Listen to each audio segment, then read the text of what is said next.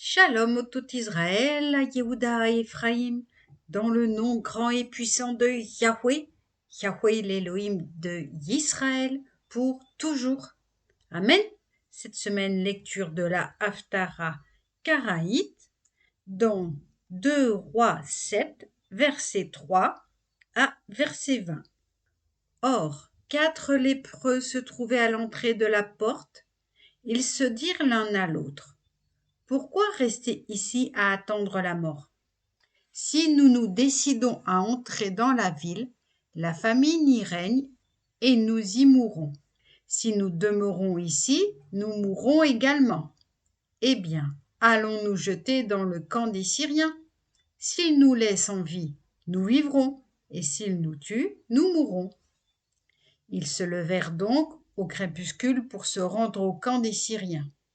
Arrivés à l'extrémité du camp, ils remarquèrent qu'il n'y avait personne.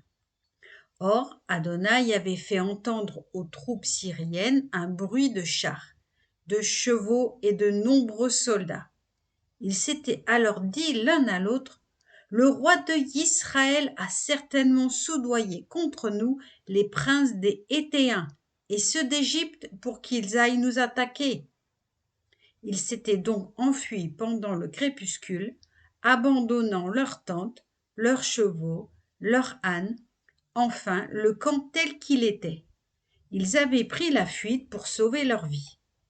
Donc ces lépreux, parvenus à l'extrémité du camp, entrèrent dans une tente, y mangèrent et burent, en emportèrent de l'argent, de l'or et des vêtements, qu'ils allèrent enfuir.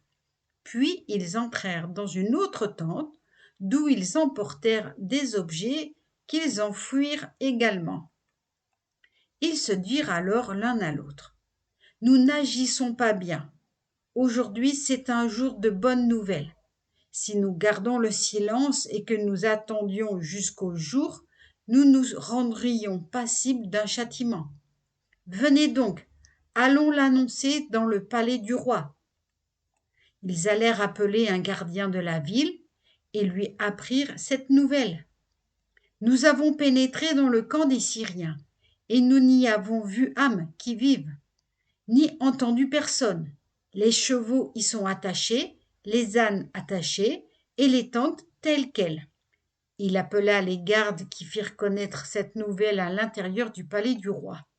Le roi se leva pendant la nuit et dit à ses serviteurs: je veux vous divulguer ce que les Syriens ont organisé contre nous.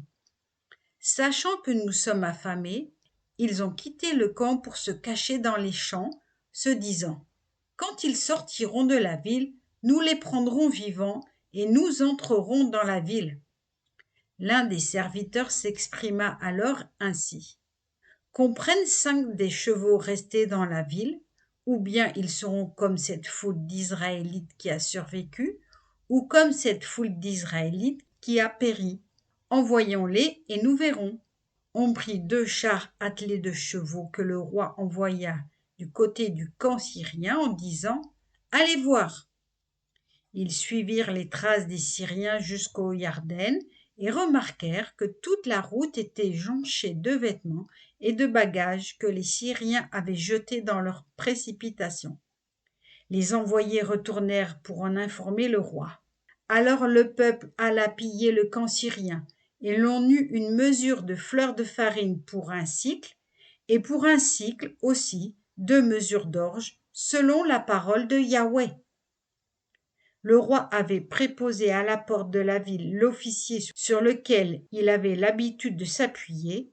Écrasé par la foule à cette porte même, il périt, ainsi que l'avait annoncé l'homme d'Élohim, qui avait fait cette prédiction au moment où le roi s'était avancé vers lui.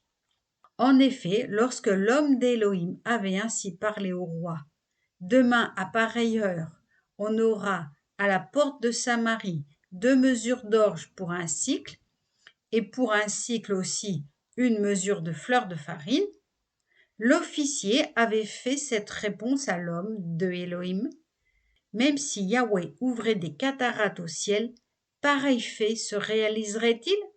Tu le verras de tes yeux, avait alors répliqué le prophète, mais tu n'en jouiras pas.